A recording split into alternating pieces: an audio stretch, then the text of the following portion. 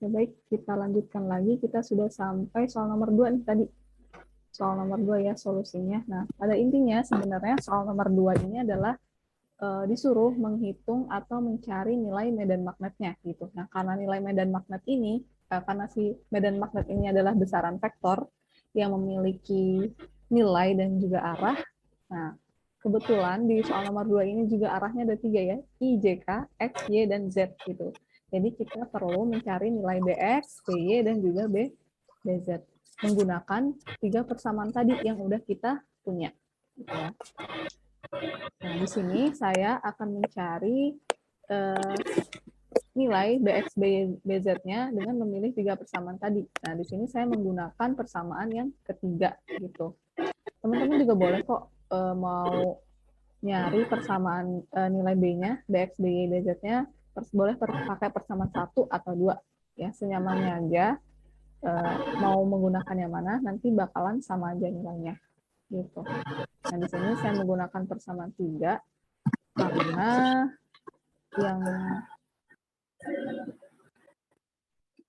persamaan 3 ini nilainya angkanya juga nggak terlalu besar ya, jadi enak buat ngitungnya gitu. Efisien kalau kita menghitungnya, hemat waktu juga gitu, jadi bisa efisien dan minimal waktu yang akan kita kerjain gitu. Di sini saya menggunakan persamaan 3. Nah, pertama saya mencari nilai BX-nya dulu dari persamaan ketiga gitu. Coba ya perhatikan di sini.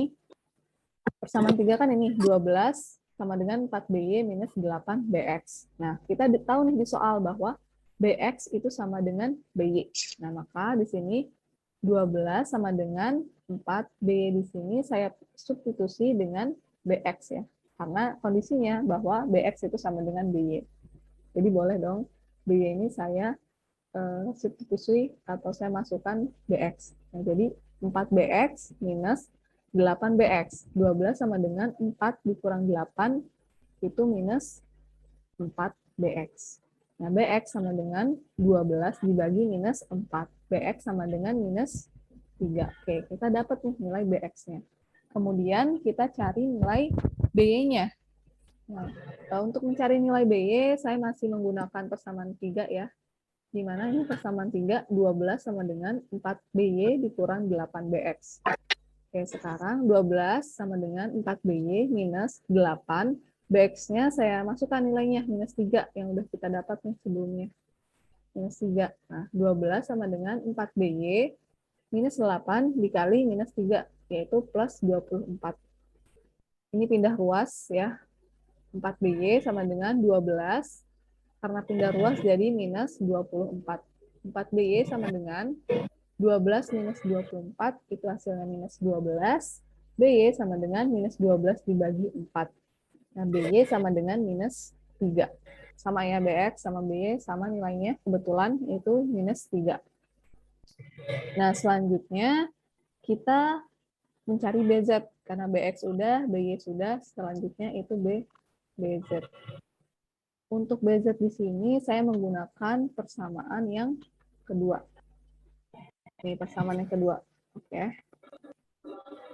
Nah, persamaan yang kedua kan minus 20 sama dengan 12BX dikurang 4BZ.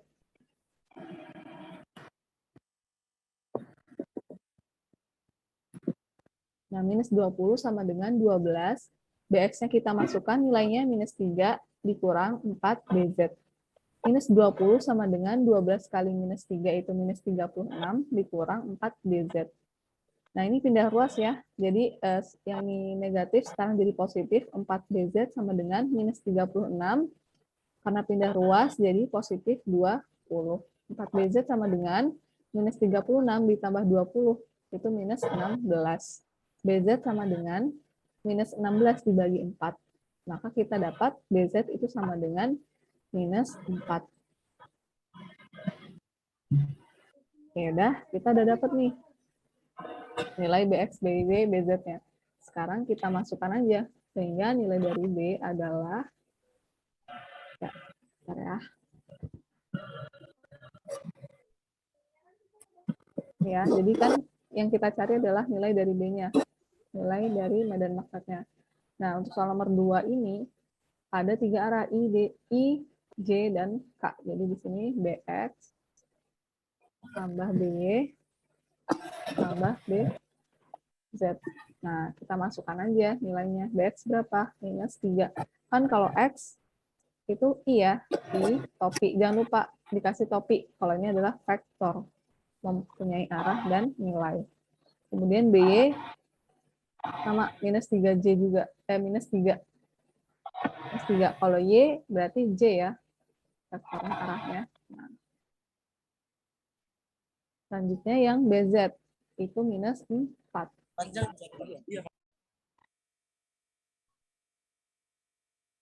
Nah, kalau arah Z itu berarti K. Vektornya K. K, topi. Jangan lupa topinya dituliskan. Nah, di sini minus 3I, minus 3J, minus 4K. Nah, ini nilai medan magnetnya. Sama ya. Oke, sampai di sini bisa mengikuti? Bisa, Kak. Bisa, Kak. Tapi tolong yang kecepatan, Bu. Oke. Coba yang bertanya gimana? Aku Kak, izin nggak? Iya, coba. Itu yang pertama tadi yang mengenai FXI itu Kak, dari nomor 2, itu kan Q kali VYBZ kurang VZBY, ya kan? Itu boleh diulangin nggak Kak? Gimana dapatnya VY itu sama dengan 4? Oh gitu. Oke. Ya. Ini saya terlalu cepat ya ngejelasinnya ya? Gimana? Iya, Iya, Kak. Ya. Iya, Kak. Jadi bingung kita juga mau ini ya Kak. Oh ya udah. Oke. Nah, saya jelasin lagi ya. Tapi kalau yang perkalian cross product ini bisa kan? Yang ini kenapa bisa kayak gini? Bisa kok. So far bisa Kak. Oke. Iya, Kak. Sekarang kita substitusi nilai VY dan nilai VY VZ-nya ya sama F nih. Misal. Nah, kan kita tahu di soal nomor 2 ini yang diketahui adalah itu nilai gaya ya, nilai F-nya. Nah, dari soal ini F, V, nih, V sama F diketahui nih nilainya. Nah, karena vektor itu kan besaran yang memiliki nilai dan arah. Nah, arahnya di sini ada 3. I, J, sama K. Gitu ya. I, J, K. Nah, kan kita udah tahu kalau itu berarti ke arah ke sumbu X. J itu ke arah sumbu Y. K itu ke arah sumbu Z. Oke. Nah, next. Oke, saya tulis aja di sini ya. Saya tulis ya. Kalau di sini tadi F itu sama dengan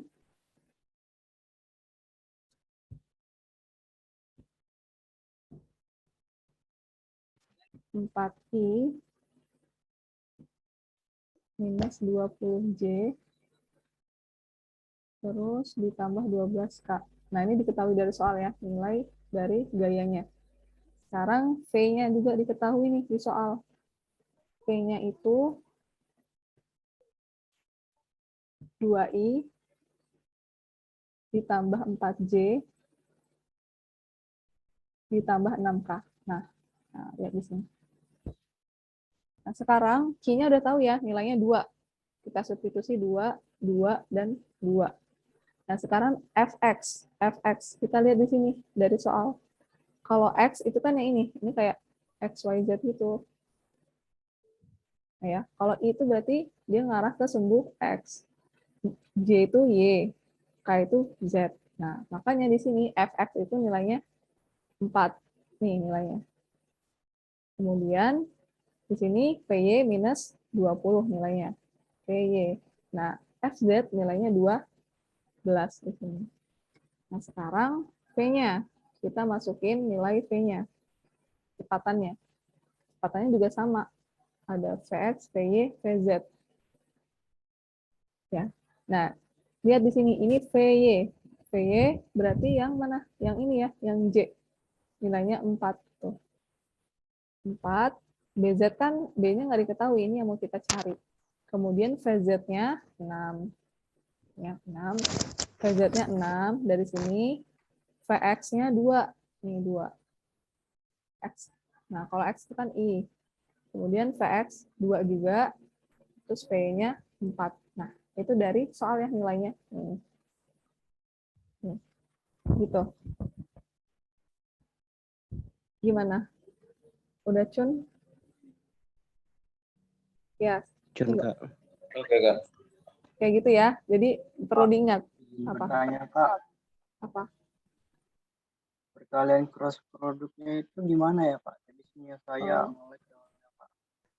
Ya, coba perhatikan ya di sini. Saya ulangi lagi untuk operasi perhitungan perkalian cross product gitu. Jadi di vektor ya. Coba dicatat aja dulu nih. Perkalian skalar itu kan ada dua ya, besaran skalar sama besaran vektor. Jadi besaran skalar itu hanya memiliki nilai aja, nggak punya arah. Kalau vektor itu besaran yang memiliki nilai dan arah. Jadi dia punya nilai. Nih, ini nilainya 4 ini nilai, si I, J, K ini arahnya. Gitu ya. Nah, biasanya kalau di koordinat kartesian, ya. Nah, ini kan Y, ini X, ini K, arah Z ya, Z. Nah, si vektor yang mengarah ke sumbu Y itu J, topi. Nah, kalau vektor yang mengarah ke sumbu X itu I. Jadi nggak usah bingung-bingung ya. Terus yang mengarah ke sumbu Z itu K. Jadi pasangannya aja X, I, Y, J, K, Z. Nah, selanjutnya itu tadi udah ya, besaran kalau vektor kan yang memiliki nilai dan arah. Kalau skalar tuh hanya nilainya aja, nggak punya arah. Nah, selanjutnya sebenarnya ada macam-macam, ada cross product, dot product. Nah, kalau cross product itu biasanya kalau saya sih lebih nyamannya untuk operasi cross product itu menggunakan determinan ini gitu. Nah, di sini kan kita di soal itu persamaannya ini loh, F sama dengan Q V cross B. Nah, Q ini besaran skalar, jadi nggak perlu kita operasikan, jadi dia ditaruh di luar sini. Nah, di luar. Yang kita perlu operasikan itu yang V sama yang B, karena V dan B ini adalah besaran vektor. Jadi pasti dia punya arah. Nah, di sini kita kenapa IJK itu dari soalnya tuh. F dan V IJK ya, maka di sini kita buat dulu determinannya. Arahnya dulu di atas, ini I, J, K. Nah, karena di persamaan ini, itu yang vektor itu V sama B, maka yang kita masukin V sama B di sini. Nah, Vx kan yang I, Vy itu J, Vz itu K. B-nya juga sama, Bx yang di I, By di J, Bz di K. Oke, itu tahap yang sekian lah, gitu ya. Nah, selanjutnya kita akan mengoperasikan cross product-nya. Nah, di sini bakalan ada 3 arah, I, J, dan K. Nah, pertama kita akan menghitung cross product yang arah I. Yang arah I dulu ya. Ini nggak usah dilihat, kita lihat dulu nih yang I. Yang I. Nah, untuk menghitung cross product yang arah I, pertama lihat yang di sini. Ya, yang ini kita tutup. Jangan lihat. Kalau kita mau menghitung cross product I, kita nggak usah lihat ini. Yang hanya kita lihat yang J sama K. Ya, udah kan? Nah, sekarang kita operasikan, yaitu VY dikali BZ, silang ya, tuh.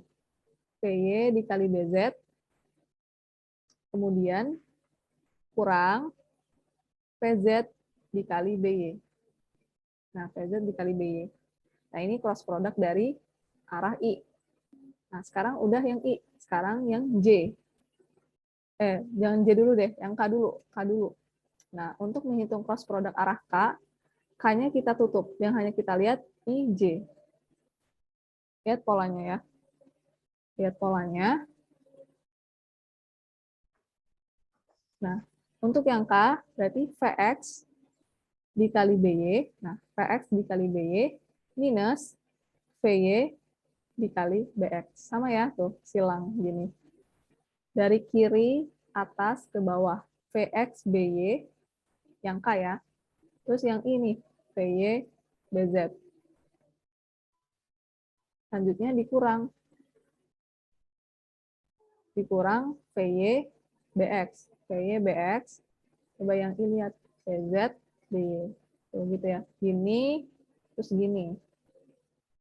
Nah, sekarang yang J. Nah, yang J ini khusus ya yang J. Jadi dia bukan dari kiri ke bawah, kiri atas ke bawah, tapi dari kanan atas ke bawah. Nah, kalau yang J, J-nya kita tutup, yang kita lihat I dan K. I dan K. Nah, lihat di sini polanya. Ya, VZ, BX. VZ ke BX.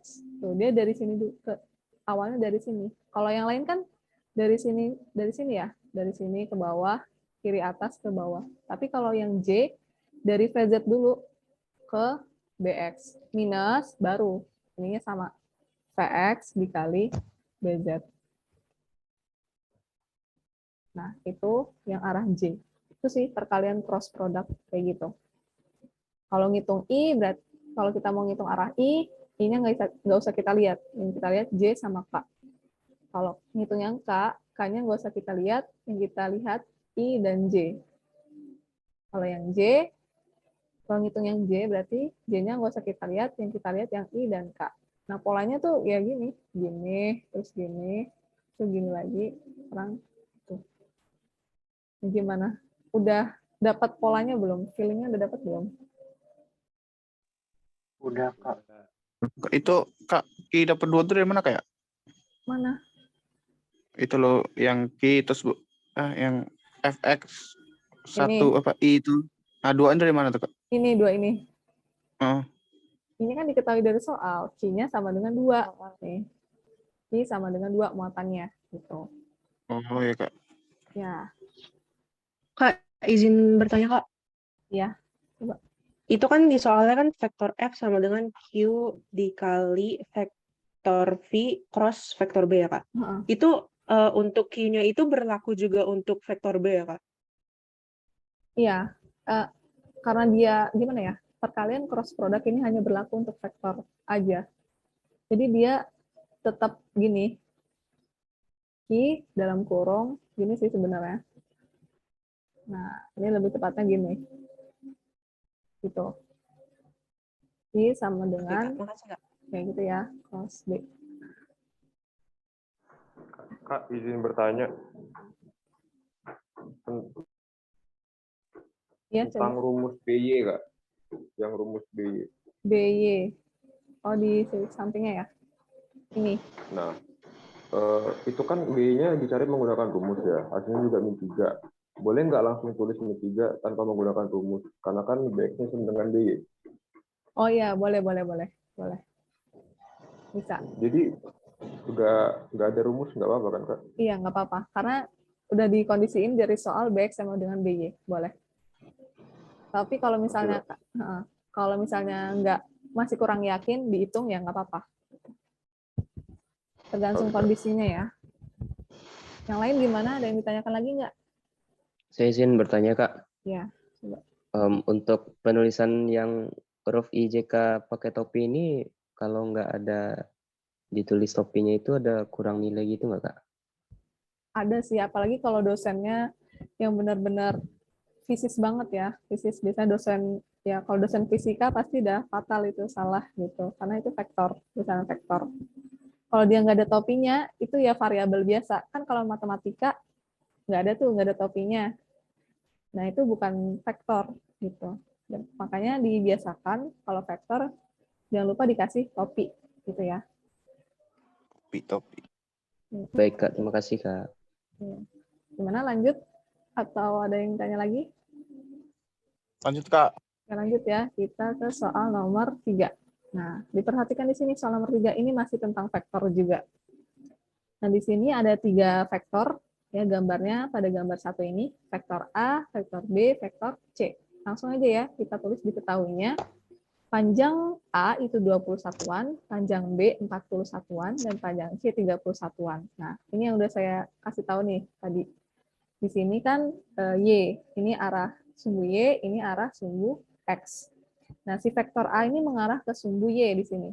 Kemudian vektor B itu terletak di sini antara sumbu X dan sumbu Y, sudutnya 45 derajat.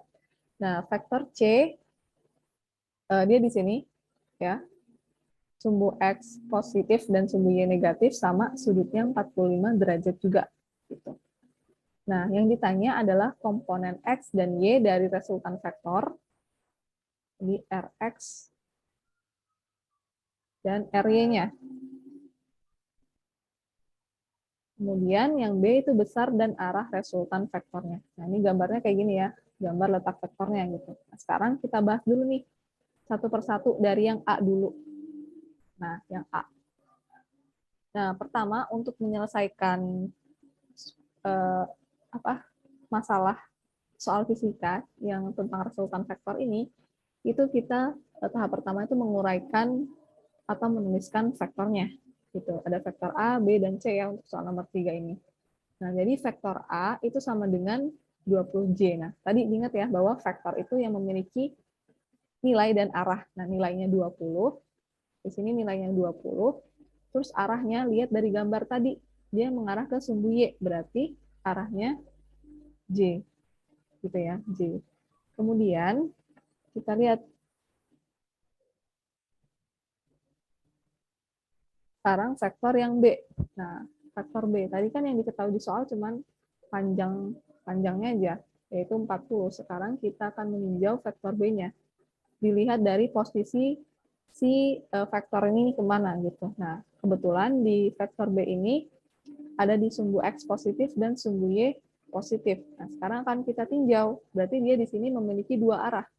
Arah I dan juga arah J. Karena dia ada di sumbu X dan Y gitu ya.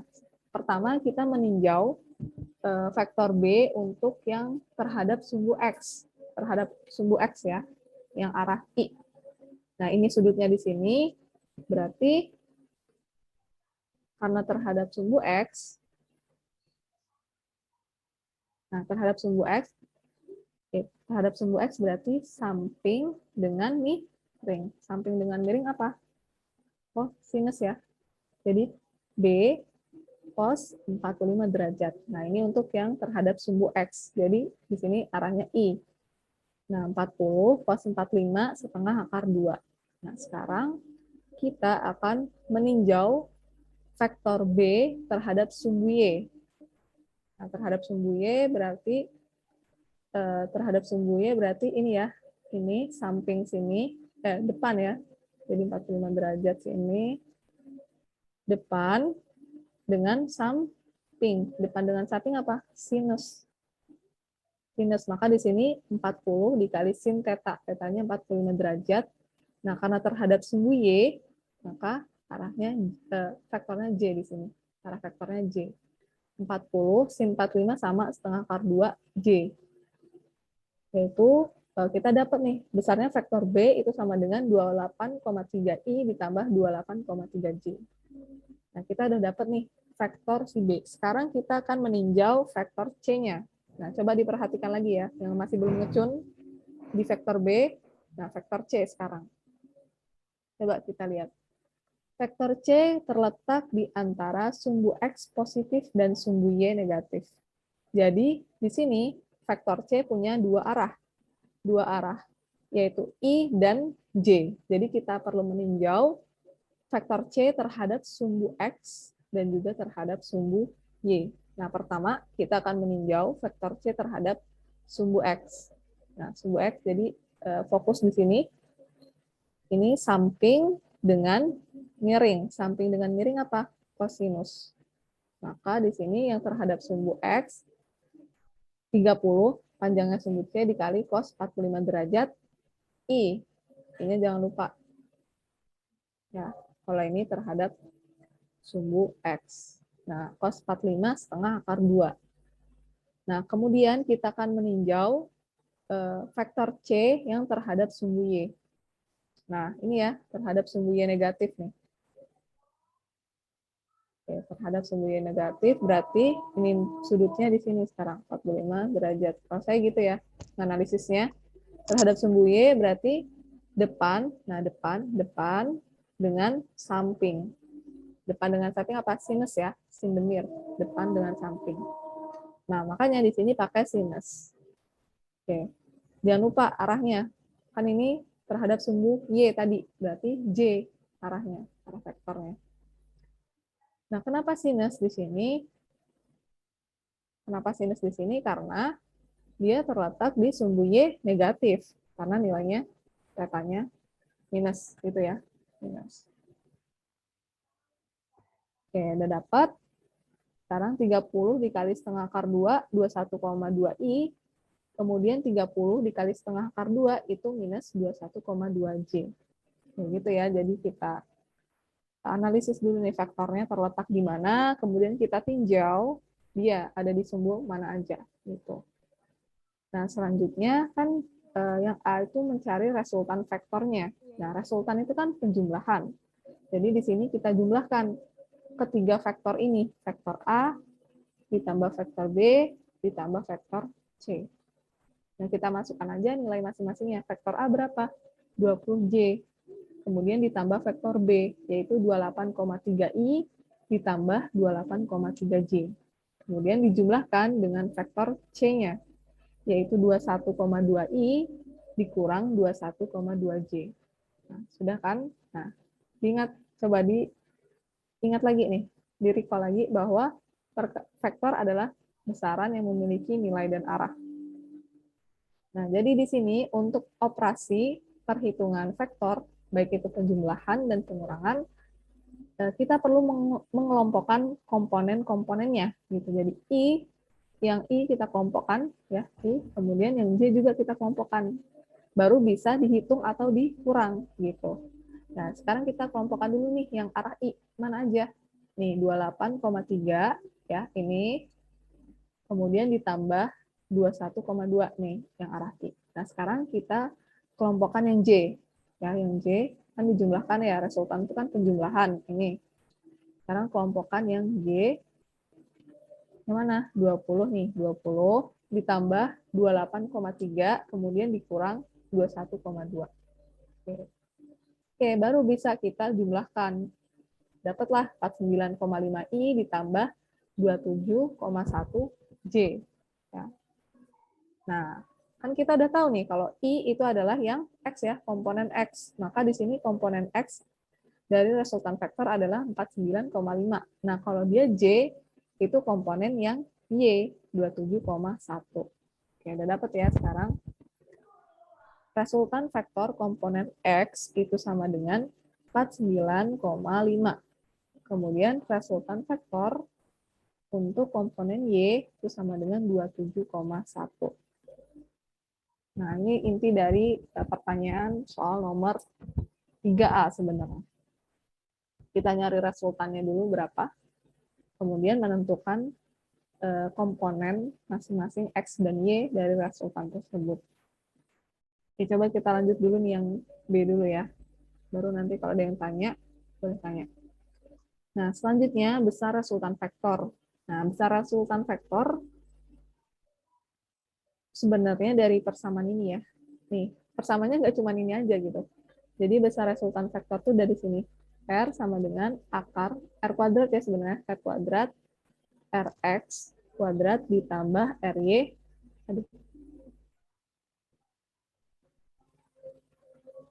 Ry kuadrat, nah minus 2Rx dikali 2Ry cos theta.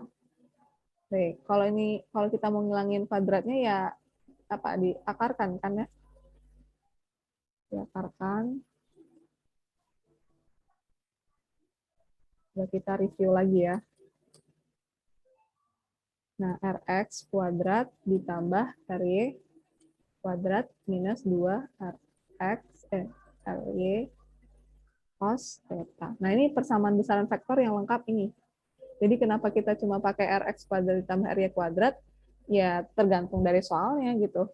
Karena kebetulan dia tuh 0 gitu, makanya kita hanya perlu ini aja. Nih, kita sekarang masuk ke soal nomor 3 ya. Persamaannya sebenarnya ini, persamaan lengkapnya. Ini persamaan lengkapnya yang perlu kalian catat juga. Dan nanti kalau ada soal seperti ini, persamaannya ini gitu. Nah, di sini kenapa kita hanya Rx kuadrat ditambah Ry kuadrat, itu karena dari soal nomor 3-nya aja sih. 2 Ry Rx. Nah, lihat di sini. Dia kan soal nomor B ini adalah besar dan arah resultan vektor untuk X dan Y gitu. Nah, di sini 45, terus di sini 45 juga. Jadi 45, tetanya 45 ditambah 45. Jadi berapa tetanya? 90 derajat. Nah, jadi di sini cos-nya tetanya 90 derajat. Nah, R sama dengan Rx kuadrat ditambah Ry kuadrat minus 2 Ry Rx. Nah, kita kan tahu kalau cos 90 itu nilainya 0. Nah, berapapun dikalikan 0 hasilnya 0. Jadi di sini Rx kuadrat ditambah Ry kuadrat minus 0. Makanya kita hanya menggunakan untuk soal nomor 3 ya, Rx kuadrat ditambah Ry kuadrat. Jadi gitu. Ini kebetulan aja tetanya 90 derajat gitu. Cos 90 hasilnya 0. Makanya di sini persamaannya hanya ini. Oke, kita masukkan ya. Rx-nya kan tadi udah dicari tuh nilainya 49,5. Kemudian Ry-nya 27,1. Kita kuadratkan, kemudian dijumlahkan, langsung diakarkan. Biasa ya ini. Sama dengan 56,4. Nah, ini untuk besar resultan vektor. Selanjutnya, arah resultan vektor. Nah, arah resultan vektor, ini ya, persamaannya, yaitu tangen theta sama dengan Ry dibagi Rx. Tangen theta sama dengan Ry-nya dimasukkan nilainya 27,1 dibagi Rx-nya 49,5. Nah, tangen theta sama dengan ini dibagi ini, hasilnya 0,547. Nah, tangen theta itu sama dengan inverse dari tangen.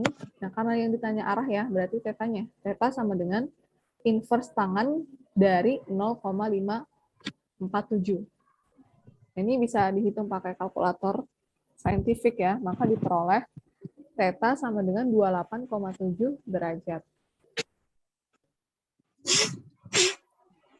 Oke, coba. Sampai di sini ada yang ingin ditanyakan nggak untuk soal nomor 3? Masih kecepatan nggak saya ngejelasinnya? Masih Kak. Masih ya? Masih. Oke, masih kecepatan. Oke, nanti pelan-pelan. Jadi bingung kita Kak, mau nyatet apa mau ini Kak. Oh ya dah, mungkin coba di screenshot aja dulu gitu ya. Screenshot aja dulu kan maksimal ngisi presensi jam 9 malam gitu. Ini masih siang, jadi masih ada waktu panjang lah untuk nulis. Jadi kalian Kak, bisa siap. nyimak aja, nyimak dulu sambil nyatat. Multitasking. Kak, izin bertanya, Kak. Iya. Itu yang K berarti nggak dipakai ya, Kak, untuk yang ini? Yang mana? Kan itu tadi kan X sama dengan I, Y sama dengan J. Terus yang K nggak ada ya? Coba kita lihat dulu ya di soalnya ya.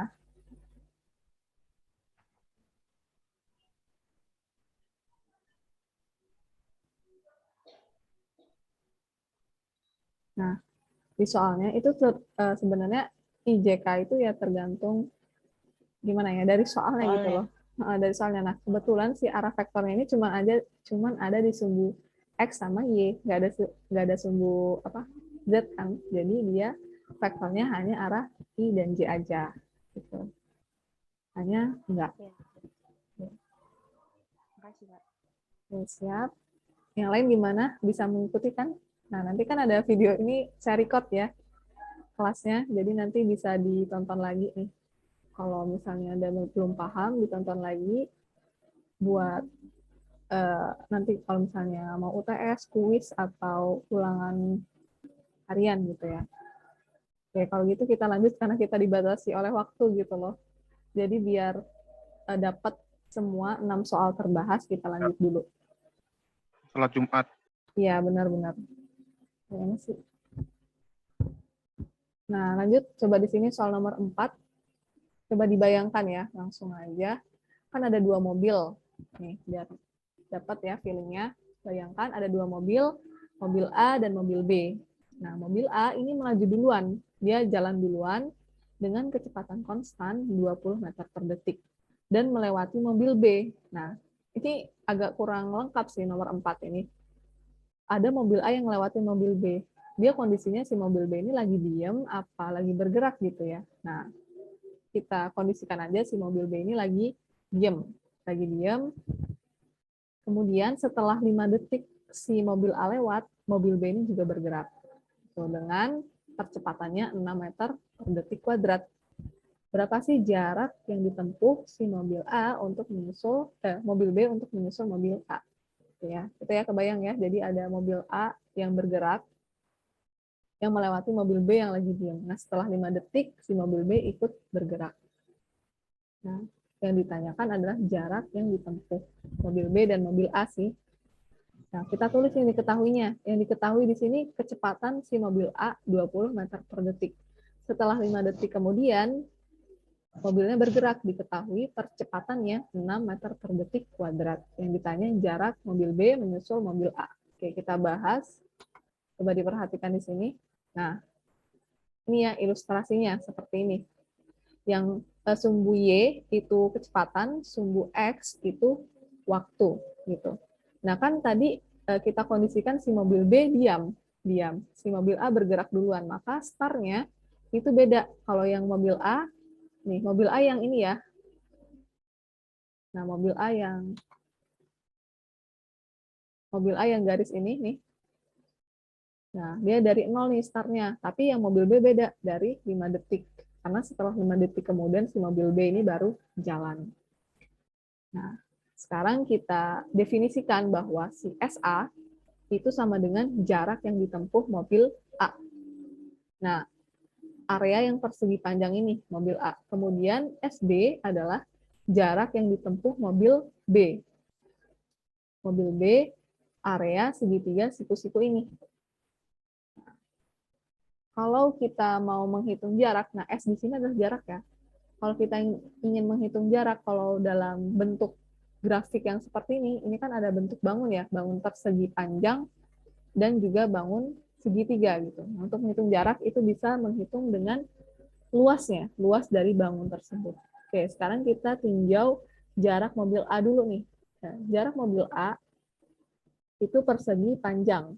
Nah, jadi kita nggak bisa nih menghitung jarak pakai persamaan biasa yang S sama dengan V dikali T, kecepatan dikali waktu. Nah, jadi di sini kita menghitung jarak dengan luas bentuk bangunnya. Jarak mobil A bentuknya persegi panjang. Nah, luas persegi panjang itu panjang dikali lebar. Nah, di sini panjangnya mana? Panjangnya.